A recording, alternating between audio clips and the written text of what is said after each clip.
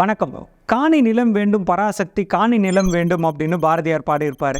இந்த பாடல் வரிகளுக்கு ஏற்ப நம்மளுக்குமே ஒரு ஆசை இருக்கும். நம்மளுக்குன்னு சொந்தமாக ஒரு வீடோ நம்மளுக்குன்னு ஒரு சொந்தமாக நிலமோ வாங்கலாம் அப்படின்னு. இந்த வீடோ நிலமோ வாங்கணும் அப்படின்னா அதில் லீகல் ப்ராசஸுமே இருக்குங்க. குறிப்பாக சொல்லணும் அப்படின்னு பார்த்தீங்கன்னா லீகல் ஒப்பீனியன் வாங்கணும், லோனுக்கு அப்ளை பண்ணணும், ஈசி வாங்கணும். ஸோ இப்படி நிறைய லீகல் ப்ராசஸ் இருக்குது.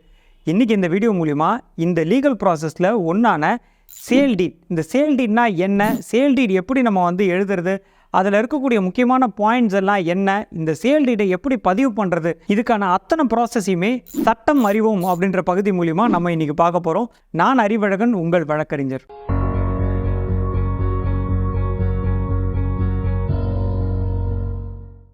முதல்ல சேல் டீட்னா என்னன்னு பார்த்துடலாங்க. சேல் டீட் அப்படின்றது நீங்கள் ஒரு சொத்து வாங்குறீங்க, அந்த சொத்தை விற்கிறவருக்கும் உங்களுக்கும் இடையில இருக்கக்கூடிய டேர்ம்ஸ் அண்ட் கண்டிஷன்ஸ் தான் சேல் டீட். அப்புறம் வாங்கினதுக்கு அது சொட்டை இது நொட்டேன்னு சொன்னேன்னு வச்சுக்க, எனக்கு பழியா கோவம், அப்புறம் தூக்கி போட்டு நெஞ்சில் வச்சுட்டேன். இந்த டேர்ம்ஸ் அண்ட் கண்டிஷன்ஸ் அப்படின்றது எதை சொல்கிறேன் அப்படின்னு பார்த்தீங்கன்னா, இந்த சொத்தை யாருக்கு விற்கிறாங்க, இந்த சொத்து பற்றின தகவல்கள், எவ்வளவு பணம் கொடுத்து இந்த சொத்தை வாங்குகிறோம், இது அத்தனை தகவல்களையும் கொண்ட ஒரு ஆவணம் தான் இந்த சேல் டீட் அப்படின்னு சொல்கிறதுங்க. இந்த சேல் டீட்டில் இரண்டு தரப்பினர், அதாவது விற்பவர் வாங்குபவர், இவங்க ரெண்டு பேருமே சாட்சிகள் முன்னாடி கையெழுத்து போட்டு அதை சார் பதிவாளர் முன்னாடி பதிவு பண்ணும் பொழுது இந்த சேல் அப்படின்றது எக்ஸிக்யூட் ஆகுது. சொத்து ஒருத்தர்கிட்ட இருந்து இன்னொருத்தருக்கு கைமாறுது. இதில் நம்ம சேல் அப்படின்னு சொல்லும் பொழுது ரெண்டு வார்த்தைகளில் நம்ம கன்ஃபியூஸ் ஆவோங்க. ஒன்று சேல் அக்ரிமெண்ட், இன்னொன்று சேல் டீட். இந்த சேல் அக்ரிமெண்ட்டுக்கும் சேல் டீடுக்கும் என்ன வித்தியாசம் அப்படின்னு பார்த்தீங்கன்னா, உதாரணத்துக்கு நம்ம ஒரு காய்கறி கடைக்கு போகிறோம்னு வச்சுக்கோங்களேன். வெங்காயம் வாங்க போகிறோம். வெங்காயம் 1 கிலோ எவ்வளோ அப்படின்னு கேட்குறோம். 50 ரூபான்றாங்க. 50 ரூபா கொடுத்துட்டு வெங்காயம் வாங்கிட்டு வந்துடும்.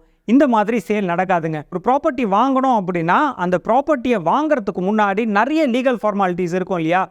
உதாரணத்துக்கு நம்ம அந்த ப்ராப்பர்ட்டியோட டாக்குமெண்ட்ஸ் எல்லாத்தையும் எடுத்துகிட்டு போய் ஒரு அட்வொகேட் கிட்ட கொடுத்து லீகல் ஒப்பீனியன் வாங்கணும். அதுக்கப்புறமா ஈசி பார்க்கணும், லோனுக்காக நம்ம அப்ளை பண்ணணும். ஸோ இவ்வளோ பெரிய ப்ராசஸ் இருக்குது. ஆனால் நம்மளுக்கு ஒரு வீடு பிடிச்சிருக்கு, இல்லை நிலம் பிடிச்சிருக்கு, இதை வாங்கணும் அப்படின்னு முடிவு பண்ணிட்டோம் அப்படின்னா உடனடியாக ஒரு அட்வான்ஸை கொடுத்து ஒரு 50,000 ஒரு 1,00,000 ரூபாவை கொடுத்துட்டு இது அட்வான்ஸ் கொடுத்துருக்கோங்க, இந்த தேதிக்குள்ளே நாங்கள் முழு பணத்தையும் கொடுத்து சேலை கம்ப்ளீட் பண்ணிக்கிறோம் அப்படின்னு சொல்லி ஒரு கமிட்மெண்ட் கொடுப்போம். பிப்ரவரி 30 பணத்தை கொடுத்துருவேன்.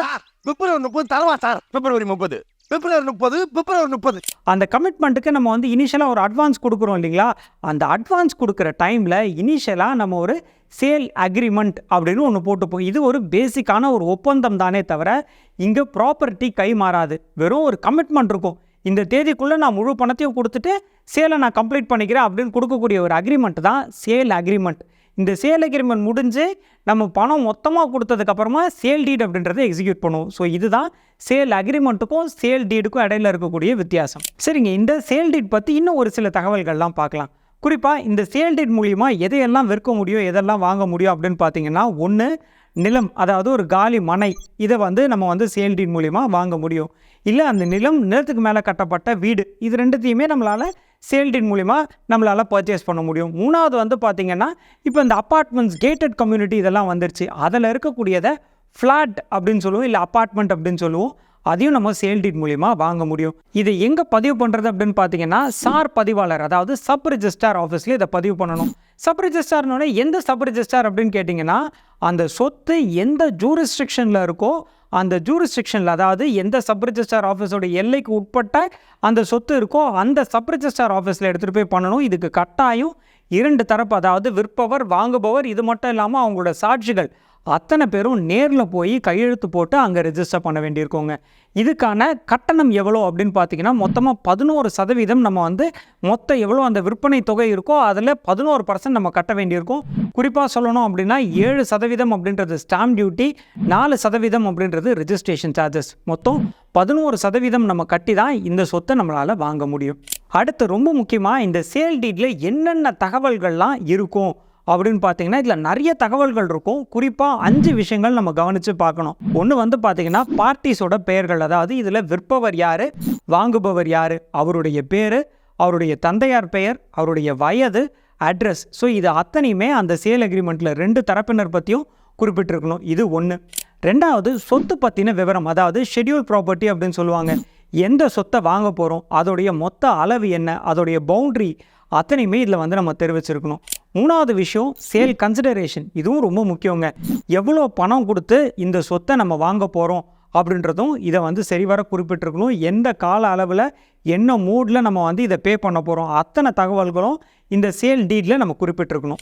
நாலாவது பாசிங் ஆஃப் டைட்டில் அப்படின்னு சொல்லுவாங்க. அதாவது பாசிங் ஆஃப் டைட்டில் அப்படின்றது இந்த சேல் டீட் முடிஞ்ச உடனேவே இந்த சொத்தை வாங்குறவர் தான் உரிமையாளர் அப்படின்னு இதில் ட்ரான்ஸ்ஃபர் ஆஃப் டைட்டில் அப்படின்றது கட்டாயம் சொல்லியிருக்கணும். அதே மாதிரி அஞ்சாவது விஷயம் ட்ரான்ஸ்ஃபர் ஆஃப் பொசஷன் அப்படின்றது இப்போ நீங்கள் வீடை வாங்குறீங்க, என்ன தேதியில் இந்த பொசஷனை நம்மளுக்கு கொடுப்பாங்க, இந்த சேல் முடிஞ்சு 4வது நாள் உங்களுக்கு நான் வந்து வீட்டை காலி பண்ணி சொத்தை உங்களுக்கு கொடுத்துட்றேன் அப்படின்னு சொல்லி அந்த பொசஷன் என்றைக்கு அந்த பொசஷன் ஹேண்ட் ஓவர் பண்ணுறோம் அப்படின்ற விவரமும் இதில் குறிப்பிட்டிருக்கணும். ஸோ இந்த மாதிரி தகவல்கள்லாம் சரிவர குறிப்பிட்டிருக்கா அப்படின்றத நீங்கள் வந்து வெரிஃபை பண்ணிக்கோங்க.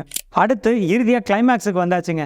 அதாவது இந்த சேல் டீடை எப்படி ரிஜிஸ்டர் பண்ணுறது, இதுக்கான ப்ராசஸ் பார்த்துடலாம். இதில் முதல் ஸ்டெப் என்ன அப்படின்னு பார்த்தீங்கன்னா சேல் டீட் ப்ரிப்பேர் பண்ணுறது. இதுக்காக நீங்கள் ஒரு ப்ராப்பராக இந்த ப்ராப்பர்ட்டி மேட்டர்ஸ் தெரிஞ்ச ஒரு அட்வொகேட், உங்கள் வீட்டுக்கு பக்கத்துலேயே இருக்கக்கூடிய ஒரு அட்வொகேட்டை நீங்கள் அப்ரோச் பண்ணி அவர்கிட்ட இந்த ப்ராப்பர்ட்டி பற்றின அத்தனை தகவல்களையும் நீங்கள் கொடுத்தீங்க அப்படின்னா அவர் அந்த டாக்குமெண்ட்டை பேஸ் பண்ணி உங்களுக்கான சேல் டீட் அப்படின்றத க்ரியேட் பண்ணி கொடுத்துருவார். ஸோ இதை 2 தரப்பும் கரெக்டாக படித்து பார்த்து இதில் குறிப்பிட்டிருக்கக்கூடிய அத்தனை தகவல்களும் சரியாக இருக்கா, குறிப்பாக நான் முன்னாடி ஒரு 5 பாயிண்ட் சொல்லியிருந்தேன் இல்லைங்களா, அதெல்லாமே அவர் கரெக்டாக வந்து என்டர் பண்ணியிருக்காரா அப்படின்றது நீங்களும் ஒரு வாட்டி படித்து வெரிஃபை பண்ணிக்கோங்க. ஸோ முதல் ஸ்டெப்பு சேல் டீட் ப்ரிப்பேர் பண்ணுறது. அடுத்து 2வது ஸ்டெப்பு இந்த சேல் டீடை ப்ராப்பராக ஸ்டாம்ப் பேப்பரில் பிரிண்ட் பண்ணணும். ஸ்டாம்ப் பேப்பர் நான் முன்னாடியே சொல்லியிருந்தேன், இதுக்கான 7% ஸ்டாம்ப் டியூட்டி இருக்கும். ஸோ அந்த ஸ்டாம்ப் டியூட்டி உங்களோட சொத்துடைய மதிப்பு எவ்வளவோ அந்த அளவுக்கு நீங்கள் ஸ்டாம்ப் பேப்பர்ஸ் வாங்கி அதை வந்து உங்கள் அட்வொகேட் கிட்ட கொடுத்தீங்கன்னா அவர் அந்த ஸ்டாம்ப் பேப்பர் கூடவே க்ரீன் பாண்ட் பேப்பரில் உங்களுடைய சேல் டீடை பிரிண்ட் பண்ணி கொடுத்துருவார். ஸோ இதுதான் 2வது ஸ்டெப். அடுத்து 3வது ஸ்டெப், இதை பதிவு பண்ணுறதுக்கு ஆன்லைனில் அப்ளை பண்ணுங்க. இதுக்கான போர்ட்டல் அப்படின்றது பார்த்தீங்கன்னா tnresident.gov.in அப்படின்னு ஒரு போர்ட்டல் இருக்குது. இது கவர்மெண்ட்டோட போர்ட்டல். இதில் நீங்கள் சேல் டீடில் குறிப்பிட்டிருக்கக்கூடிய அத்தனை தகவலையுமே இதை ஆன்லைனில் நீங்கள் என்டர் பண்ணணும். இதையுமே உங்கள் அட்வொகேட்டே பார்த்து பாருங்கள். ஸோ 3வது ஸ்டெப்பு ஆன்லைனில் இதுக்கு பதிவுக்கு அப்ளை பண்ணுறது. அடுத்து 4வது ப்ராசஸ் அப்படின்றது சார் பதிவாளர், அதாவது சப் ரிஜிஸ்ட்ரார் ஆஃபீஸ்க்கு 2 தரப்பினர்களும் கூட சாட்சிகளோடு போய் அங்கே சார் பதிவாளர் முன்னிலையில் இதை கையெழுத்து போட்டு நம்ம சப்மிட் பண்ணும்போது சேல் அப்படின்றது எக்ஸிக்யூட் ஆகும். அவர் அந்த டாக்குமெண்ட்டை வாங்கி எல்லாத்தையும் படித்து பார்த்து வெரிஃபை பண்ணிவிட்டு எல்லாமே கரெக்டாக இருக்குது அப்படின்னு சீல் பண்ணிவிடுவார். அதுதான் உங்கள் சேல் டீட் க்ளோஸ் ஆனதுக்கான டேட். அடுத்து இறுதியாக 5வது ஸ்டெப் என்ன அப்படின்னு பார்த்தீங்கன்னா டாக்குமெண்ட்டை போய் கலெக்ட் பண்ணிட்டு வரணுங்க. டாக்குமெண்ட் வந்து ஒரே நாளில் எல்லாமே ப்ராசஸ் முடிஞ்சிடாது. முதல்ல உங்களுக்கு ஒரு ரிசிப்ட் கொடுப்பாங்க. அந்த ரிசிப்டை பத்திரமா நீங்கள் வச்சுக்கிட்டு அவங்க சொல்கிற தேதியில் மினிமம் வந்து பார்த்தீங்கன்னா ஒரு வாரம் கிட்ட இருக்குங்க. ஸோ ஒரு வாரத்தில் போய் நீங்கள் சார் பதிவாளர் அலுவலகத்தில் போய் அப்ரோச் பண்ணிங்கன்னா இந்த ரசீதை காமிச்சிங்கன்னா அத்தனை டாக்குமெண்ட்டும் சரிவர இருக்குன்றதை பார்த்து அவங்க சீல் போட்டு உங்களுக்கு ரிட்டர்ன் பண்ணிடுவாங்க. ஸோ இதுதான் சேல் டீடை ரெஜிஸ்டர் பண்ணுறதுக்கான கம்ப்ளீட் ப்ராசஸ். இதுக்கு வந்து கட்டாயம் நீங்கள் ஒரு வழக்கறிஞருடைய அசிஸ்டன்ஸ் எடுத்துக்கிறது நல்லது. ஸோ இன்னும் இந்த மாதிரி சட்ட ரீதியான நிறைய விஷயங்கள் தெரிஞ்சுக்கிறதுக்கு எங்களோட சேனலை சப்ஸ்கிரைப் பண்ணுங்கள். நான் அறிவழகன், உங்கள் வழக்கறிஞர். உண்மையிலே நீ அறிவுக்கு அழகன்தான். நன்றி, வணக்கம்.